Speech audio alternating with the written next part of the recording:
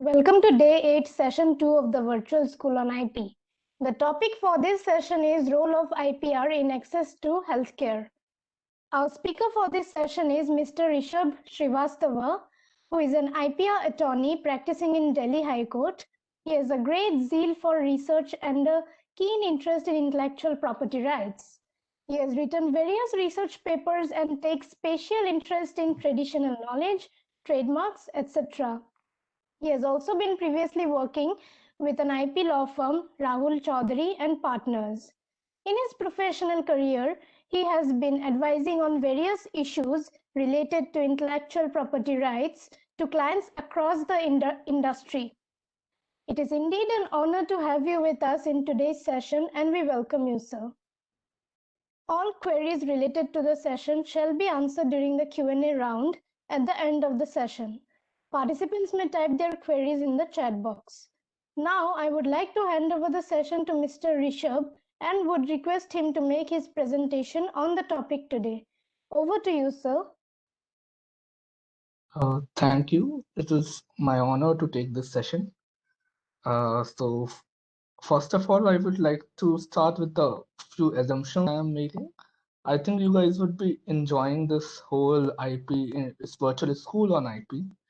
And as of now, you have got the basic idea that what is IP and what is trademark essentially is, or what the patent essentially is.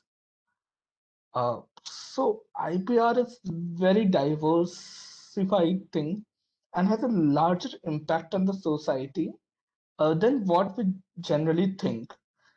We think IP generally as a tool of sometimes as a tool of innovation, or sometimes we take it just as a logo and another logo into the market.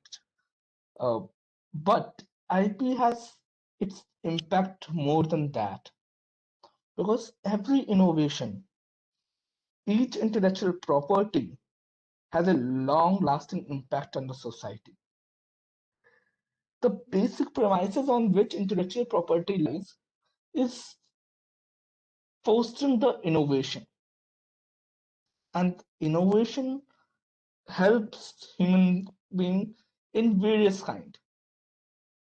And healthcare is one among those. In healthcare, IPR plays a vital role in giving the access to the various medicines, to various technologies, to various treatment procedures. So, what you will be seeing in this today's session would be that how health, the right to health, has been evolved, and how the various IP, RPR tools, be it trademark, be it traditional knowledge, or patents, or data privacy, how they are impacting it. So I would request to move on the first slide of my presentation. Okay. So it is that what is the origin of right to health, that from where it is coming? Because right to health is explicitly not given anywhere in the Constitution. If you read all the articles of the Indian Constitution, you will not find that there is any fundamental right to health. But again, Article 21, right to life, is essentially gives birth to catching of the legal rights for the common people. And the right to health is one of those. Moreover, even if you see Article 47, which is directive principle of the state policy, and what are the directive principles of the state policies are the principles which guide government to make its policies on. So Article 47, which is a DPSP, clearly states that state should take measure to raise the level of nutrition and the standard of living and to improve public health. So how public health be improving? To improve public health, the person or the general public should have access to medicines. General public should have access to hospitals. General public should have access to new technologies. And by access, what I mean is that they should be in their reach. It should not be the case that medicines are available, but they are priced at so much high cost that the common public could not buy it. So that should not be the case in the medicines because they are something which are very essential for the life of the person. They're not the luxury items. They're the essential needs of the human being to live on this earth.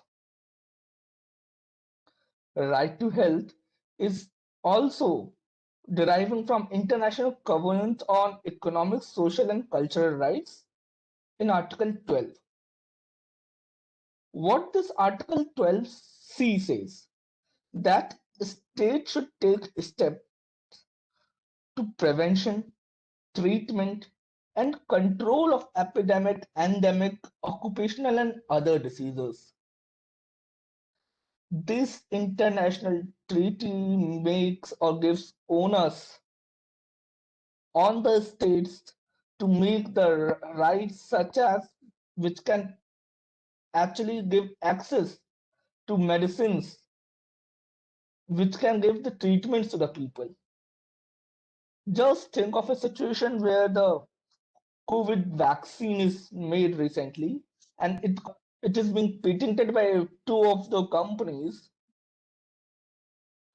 And in that case, they are pricing it very high. They are pricing the vaccine very high that it is not into the reach of the common people. Because of the patent, no other one can make. Thus, they do not have the competitor also into the market. Then how the pandemic could be controlled?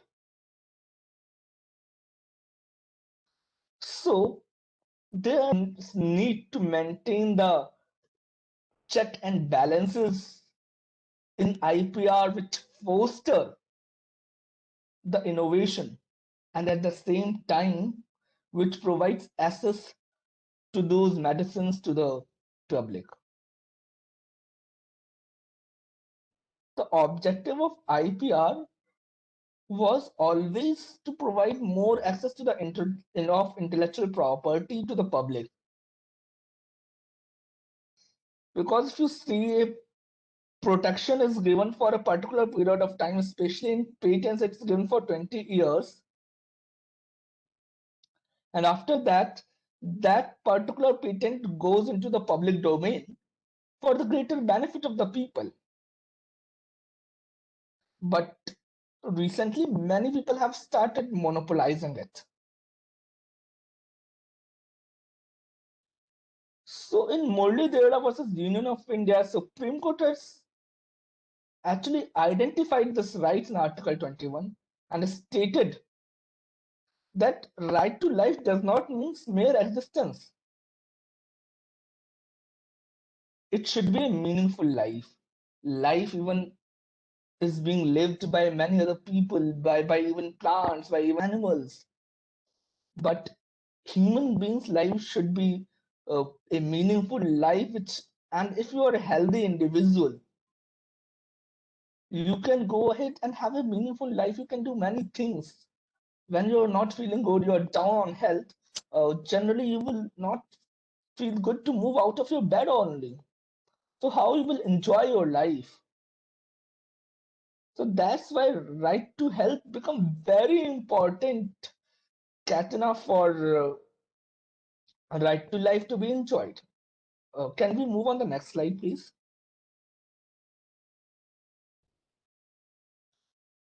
So there's lot of overlapping between trips. Trips says that okay, IPR right should be there so that a person who is innovating can enjoy the fruits of its own innovation. Because if there would be no monetary benefit, why a person would innovate? They would be happy in their own domain. But can that monetary benefit be bigger than the health of the people? So, to overcome this effect of the TRIPS, the Doha Declaration was made in 2001. That TRIPS agreement does not prevent and should not prevent members from taking measures to protect public health. The word should become very important, that it is something which is forceful. That what the countries want for their benefit of their own public health, they can do it. Something which can sometimes contravene the TRIPS also. Can we please move to the next slide? Okay. So Muhammad Ahmad versus Union of India. In this case, it's a very beautiful case about giving right to access of medicine to the people. It says that a state is under a legal obligation to ensure access to life-saving drugs to a patient. A reasonable and equitable access to life-saving medicine is critical to promote and protection of right to health. This means that government must, at the bare minimum, ensure that individuals have access to essential medicines, even for rare diseases like enzyme replacement for that disease. Availability of very expensive drugs virtually make it inaccessible. So that's the whole discussion is. How the pharma sector works in India. If you see the indigenous pharma companies, they are making more generic medicines. Generic medicines are those medicines which use API. What is API? API is active pharmaceutical ingredient. For example, a medicine is made of three substances. Just suppose A plus B and plus C. B and C are excipients. Excipients means that they are holding up the medicine, that they are making the tablets. वो उन tablets को जोड़ रहे होते हैं, उनको बना रहे होते हैं. While API is the active ingredient. A is an active ingredient which actually works against that disease. A जो होता है उसका main ingredient होता है. That is what API is. So in generic medicines, mostly people manufacture that API through their own processes. So Indian pharmaceutical industry is mostly into the manufacturing of the APIs. While the foreign pharmaceutical industries are doing innovations, they are making new drugs, and sometimes when a disease is very rare, for example, that only 1% of the country have that disease, or 1% of the world population have that disease, that medicine would not be selling at higher prices. The quantity of sale of medicine would be less. So those medicines are actually priced high.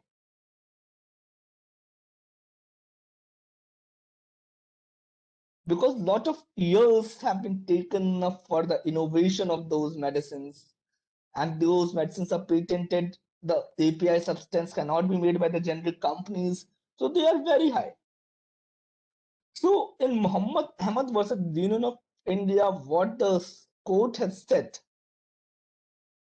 that it is essential that access to such expensive medicines, even if they are covered by patents, if they have the protection also, in such case also, government should ensure that it is something which is accessible to the general public.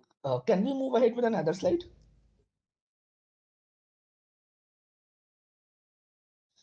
Okay, so that is what I have been telling you, that how Indian pharmaceutical industry works. Uh, Indian pharmaceutical industry is the king of the generic medicines. While the patented medicine, the term is of 20 years, while the generic medicines do not have any term. They can be sold after as soon as the patent ends. You can come up with the generic medicines into the market, which are very cheaper than the patented medicines because the data of the research is already available. The generic medicine manufacturers do not have to do that much research or that much trials.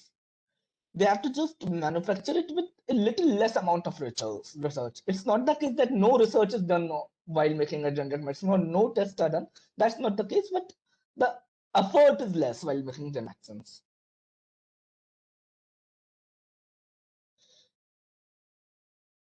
So what happens? What's the problem with the patent if when a patent is granted?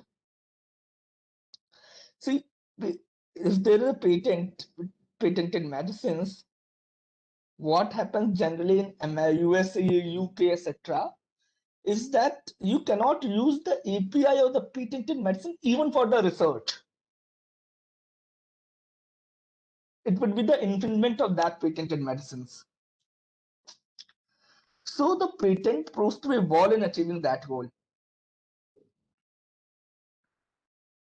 Now the API, the generic medicine manufacturers, in that case, they have to wait till the patented time period is completed. It will lead to time-consuming process that after, for example, if a medicine is made in 2010, its patent is being ending on 2020. I am a generic manufacturer. I have not done any research. And I would start my research in 2020 or 2021 when the patent period is ending. Then by the time I will bring the medicines into the market, it would be already too late. It would be 2025 maybe. So in such a case, there would be an artificial extension of the patented period of 5 years. And the medicines would be priced high. It would be a pseudo monopoly of the patented holder. And the patients who are dependent on that medicine, they have to buy very high priced medicine. So that's the problem in the patents. And India knows that they cannot deal with such provisions or such TRIPS provisions. So they have find out the solution in their own patent act. Can we move on to the next slide? And that's how the cycle of the medicine formulation works. That the discovery of a medicine happens, they develop it into a medicine, they see that what are the side effects, what are the how much efficacy it has. Then they deliver it into the market. They again see while in market, that's called the fourth phase of trial, that they see that how the medicine is working, and again they innovate on it. That's a whole process by which the pharmaceutical industry works, and it takes a long time. Can we move to the next slide?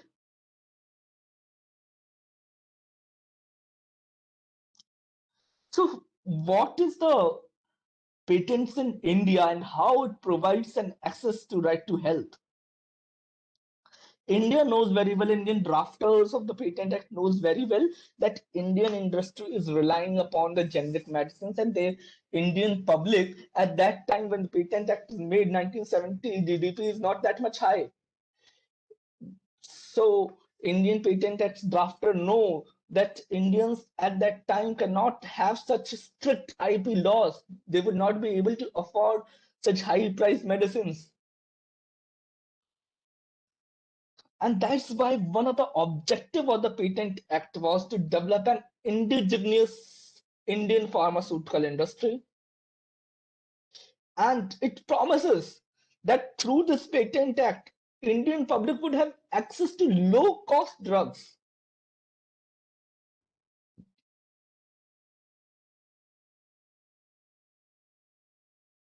So at that time, basically there were three kinds of patents: process patent, product patent, and process by product patent. In product patent, you got a patent on the product, and you cannot, uh, anybody in the world cannot make that product again. While in the process patent, what happens? You get a patent on the process, that how you are making the final product. Another person can make the product with the help of another process. That is called the process patent. And product by the process patent is that you get patent on the product also, you get patent on the process also. So at that time, India only introduced the process patent. Later on, amendments have been made, and now product patent is also given and process patent is also given. So product patent and process patents make negative impact on right to medicine. That's why at that time they were not included.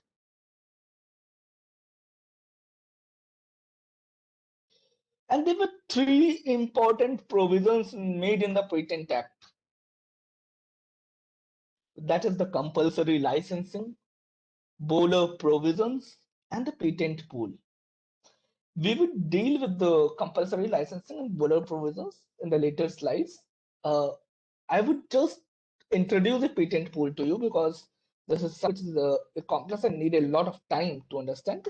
Patent pool is nothing. It is just that 4 or 5 or a number of companies, a group of companies come together. What they do, they make a pool of patents, that whatever innovations they are making, they share those innovations with each other. They license that innovation, they license that patent to each other. If I am making two innovations, I will patent it to all other members. If any other member is making that a new innovation or new technique and getting it patented, I will share it with all others.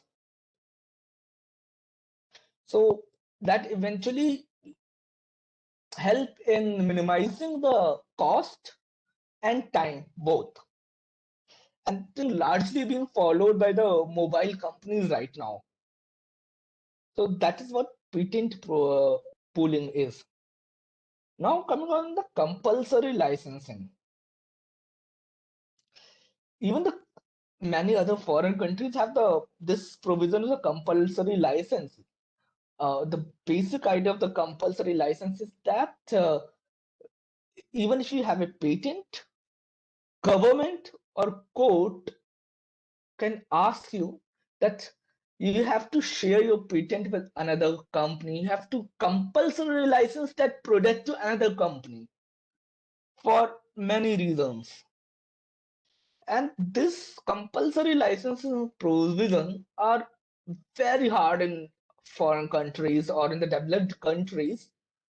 But in India, there is a lot of leniency in this also. A company can file for a compulsory license after the 3 years from date of patent is given. So you do not need to wait for the exhaustion of the patent for 5 years or 10 years. Just after 3 years, you can file for the compulsory licensing and you can get that compulsory license. You do not need to wait for 5 years, 10 years, long time. There's no need to extend that long time.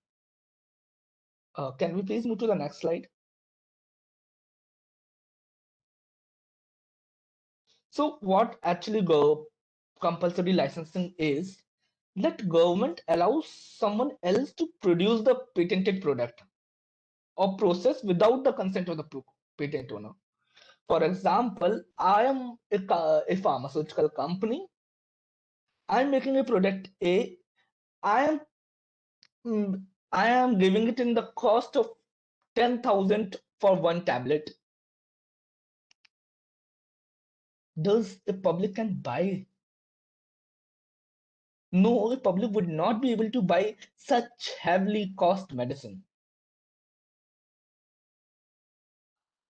So what government says? Government says, okay, nothing done. You cannot sell this on this price, which is very enormous, I will grant a compulsory license to another pharmaceutical company who will be making this product for us and would be selling it in the market for some price which would be lesser than you. For that example, can take 2,000 rupees. But there's few essentials which have to be followed. A patent or company applying for license must have first attempted unsuccessfully to obtain voluntary license from the right holder on reasonable commercial terms. In the same example, when I am selling a tablet which can actually treat COVID for 10,000, a company B comes to me and says that, okay, I will pay royalty to you and please give me the license, give me the license to manufacture this medicine. But I deny them. I say, no, I will not.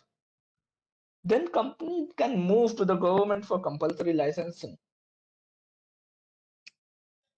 But will does this really help the organizations which are actually innovative, which have put a lot of resources in finding out the medicines or the treatments? No, absolutely not. Why I will put my money? So even in the compulsory licensing, you have to pay the patent holder an adequate remuneration amount that would again be decided by the courts or the government. And you cannot just come and apply for the compulsory licenses. There have to be enough ground that why you are going for that compulsory licenses. First is that there should be a national emergency, such as COVID currently. And an extreme emergency may in a particular state only. For example, the COVID is not there in any part of India except one state. So for that state also, and it can be considered as an extreme emergency, and a compulsory license can be granted. And public non-commercial use. For example, I have made a vaccine for a COVID. I'm selling it on 1 lakh per dose. There's commercial use for the public. Public cannot actually go ahead and can buy it. So in such a case, compulsory license can be done. Can we move on the next slide, please? So in India, there has been a case of compulsory licensing previously. In Natco Pharma was granted a compulsory license to manufacture generic variant of the drug Nexavar.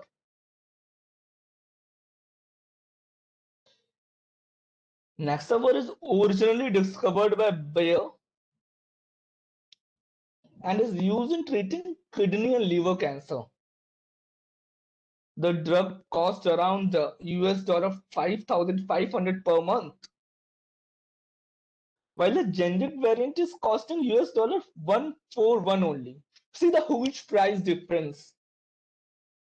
The original drug is costing 5,500 US dollar per month, while the generic variant is just costing US dollar 141.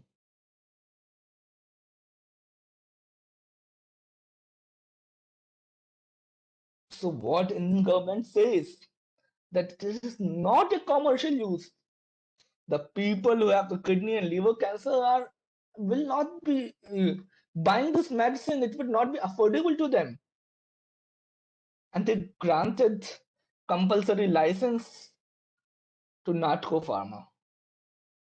Bayer contested this license in the Indian court, but Indian court says no. Your drug availability did not meet the regional requirements of the public.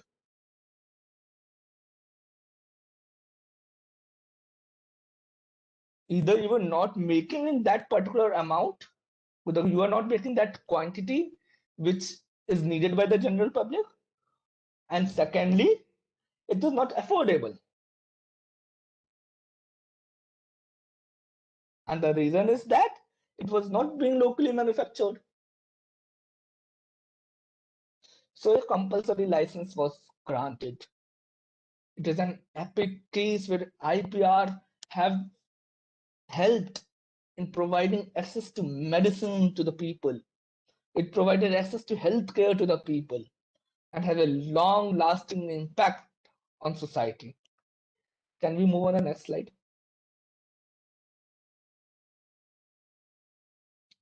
And what are the other patented patent sections which actually help? So section 3D and section 3E also helps to get right medicines to the people. So what section 3D says that if medicine will not be granted patent which had known properties. Section 3E says patent on admixture of two known substances cannot be granted. And 3I says that patenting of the medical treatment is not possible. So these are very technical provisions, but I will make you understand in very simpler terms. Let's see first section 3D.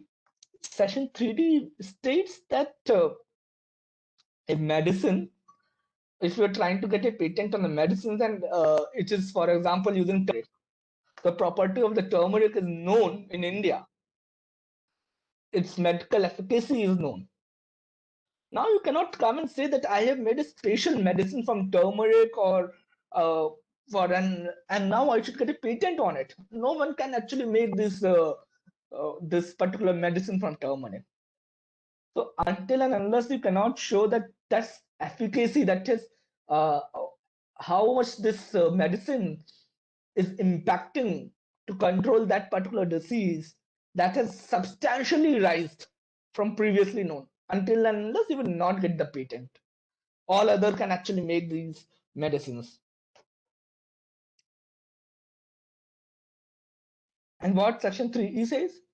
3E says that admixture of two known substances could not be patented. For example, there is medicine A and there is a medicine B, and now you come up with medicine C, which is A plus B. And you're saying, okay, now no one can make this medicine.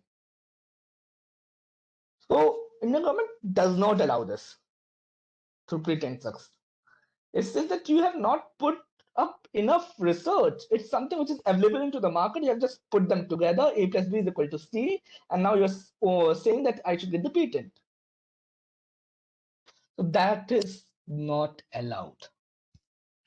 And 3I is very important to provide access to right to health. That it says that protection, a medical treatment could not get a protection under patents. For example, now a doctor comes, he says that I have treated the COVID patients by using X quantity of A medicine, Y quantity of B medicine, and C quantity of Z medicine. Now this is what is my treatment plan. And now no, I'm getting it patented. Now no one can actually use this. And he insists fees to 10,000 rupees. Will that be that discovery or that innovation by that doctor would be useful for the public? No. That's why 3I section is there, which states that to protect the patenting of medical treatment, the medical treatments could not be patented in India. Can we move on to the next slide, please?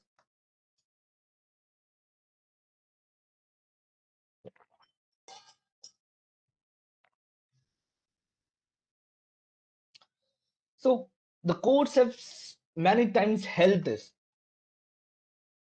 that life-saving drugs which are available and their access could not be denied even if some infringement of a patent is happened. They cannot grant injunction. Because if injunction is granted, the chance of life expectancy would be less. Article 21 would be violated. Life of a human being is most important. So this has been also been confirmed various times by the Indian courts. Can we move on next slide? Yes. So this is one more important section, which is also quite lifelong in the Indian medical system. What I have been discussing with you is about generic medicines and their research, what I have previously discussed with you. So 107A is basically defense for the trademark infringement.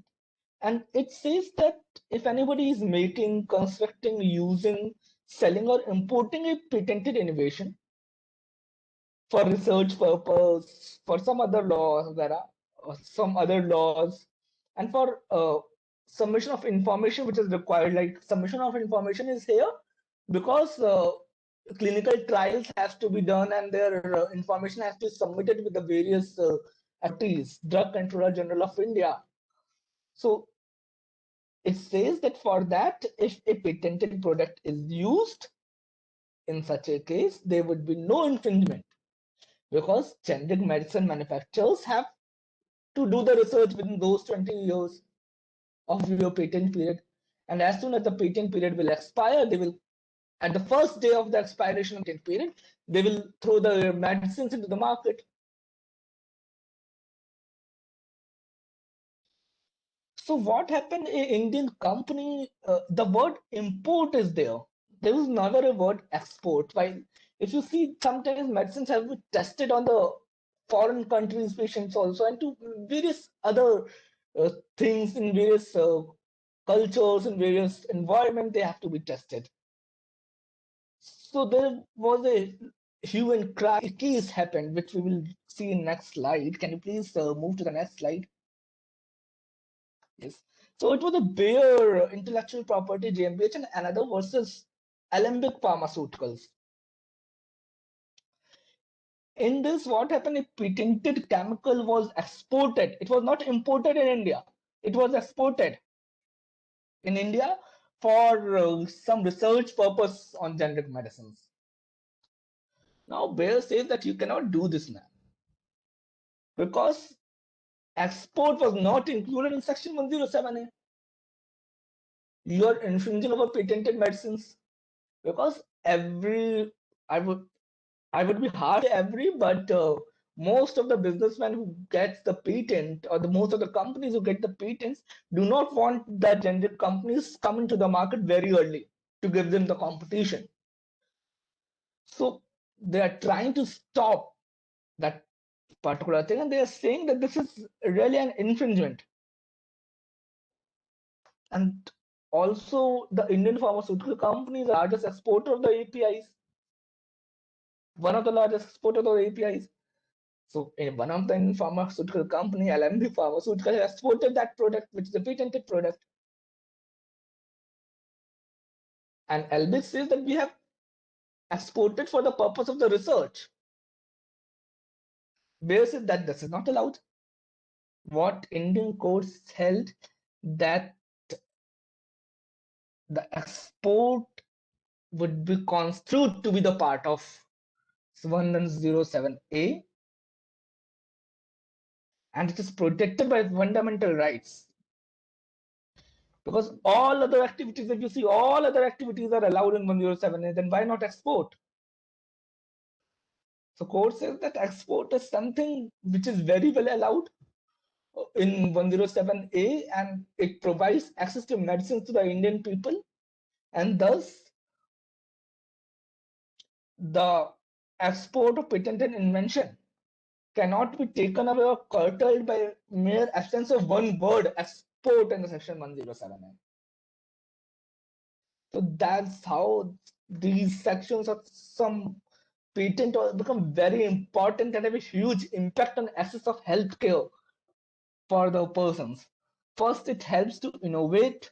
Secondly, it helps to give an access to these medicines or to new medical equipments to you. Can we move on the slide, please?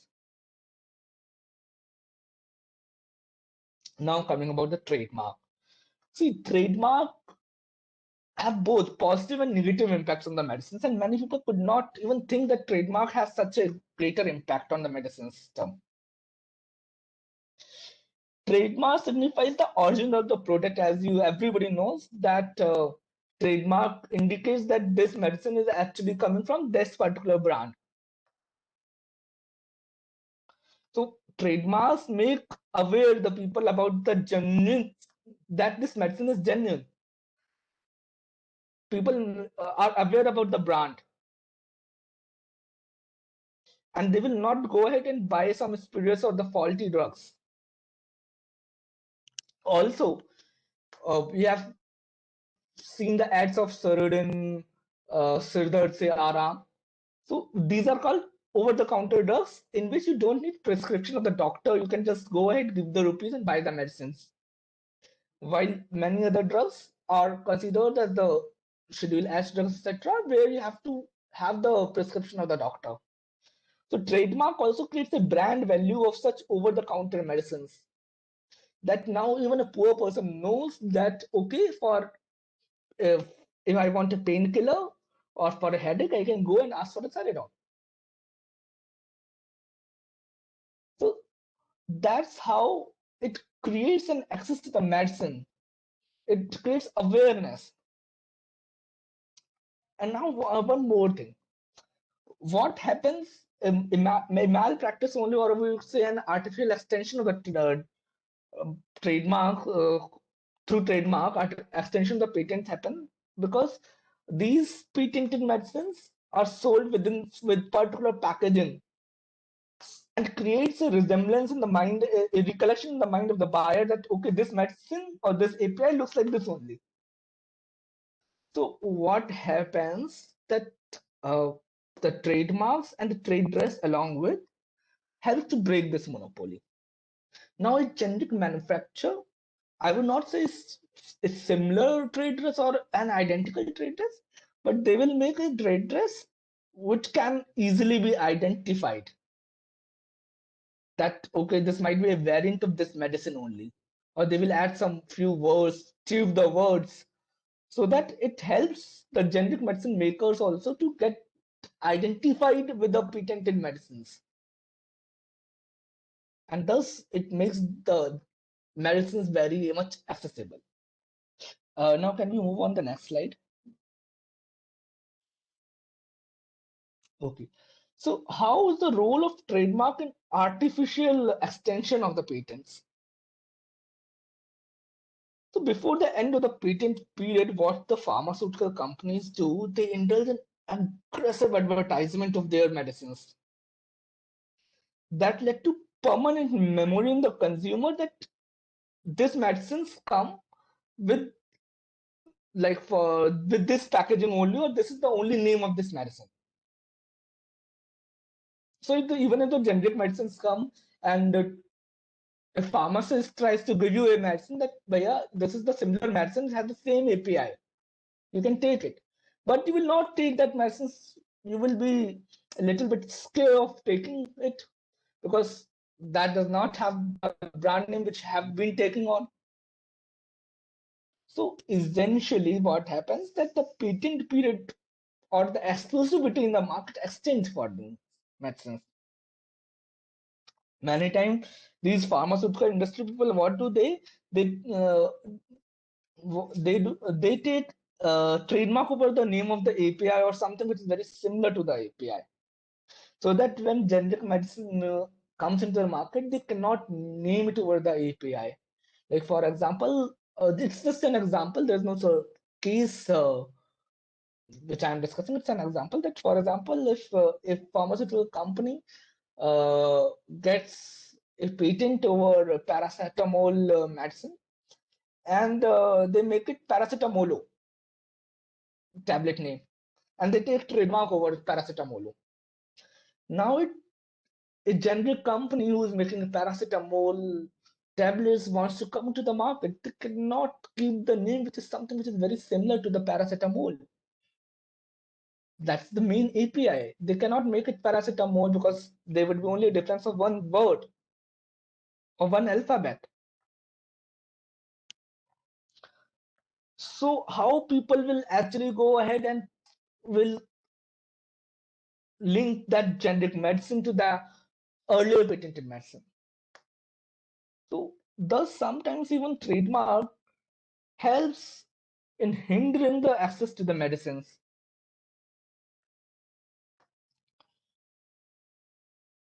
and creates in this artificial extension which I have been talking about. And we have 5 minutes, 10 minutes more to discuss a few things which I have not included in my PowerPoint. That is, India have taken a very good step in recognizing its own ancient medicinal system or the traditional. They have made a TKDL, which is Traditional Knowledge Digital Library, where they have actually digitalized all the data which they have uh, with related to every traditional knowledge, be it medicinal or not. So what happens that a digitalization of this traditional knowledge data, like the use of the turmeric or use of ashwagandha or use of other Ayurvedic herbs, helps that no one could get patent over these medicines, which are very much in access to the public, common public, and is very helpful and can be found in every home and can be used as medicine, or the tablets are being made for that. So thus even the traditional knowledge system of TKDL also helps in actually protecting the access to health, because there is a lot of traditional knowledge, lot of medicines, Ayurvedic medicines, which are very efficient, which are available and can be made by lot number of people, lot number of pharmaceutical Ayurvedic pharmaceutical manufacturers, and thus there's a lot of competition into the market, which makes sure that the prices of these medicines do not reach high. So just seeking the traditional knowledge or just identifying the traditional knowledge of India helps a lot in access to medicine. It's upon the government to decide their policies, that how they actually handle the IP rights. IP rights can be a hindrance to access to medicine, but at the same time can be a powerful tool to provide adequate healthcare facilities to the common people. There have been a lot of pressure on Indian governments from not now but from till 1970s to make the IPR designed such that it can help to innovate and it can help those big pharmaceutical companies. But role of the Indian pharmaceutical industry has to be lauded also, that they make the generic medicines at a cheaper cost and at a cost can actually be accessed by the people. And now even the innovations or the innovative medicines are also being made by the Indian companies. And in that also IPR is helping. So this is all from my side on IPR and its role in access to healthcare. We can present the last slide. So if you have any doubt which I cannot clear in next 10 minutes, you can feel free to email me on my email ID, which is currently you can see on your screens.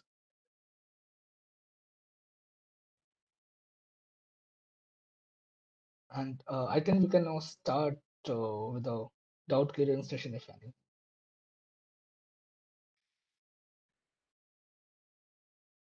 Thank you so much for such an insightful session, sir. Now I proceed to Q&A session. If anyone from the audience has any question, please type the same in the chat box and we will put the same to the speaker.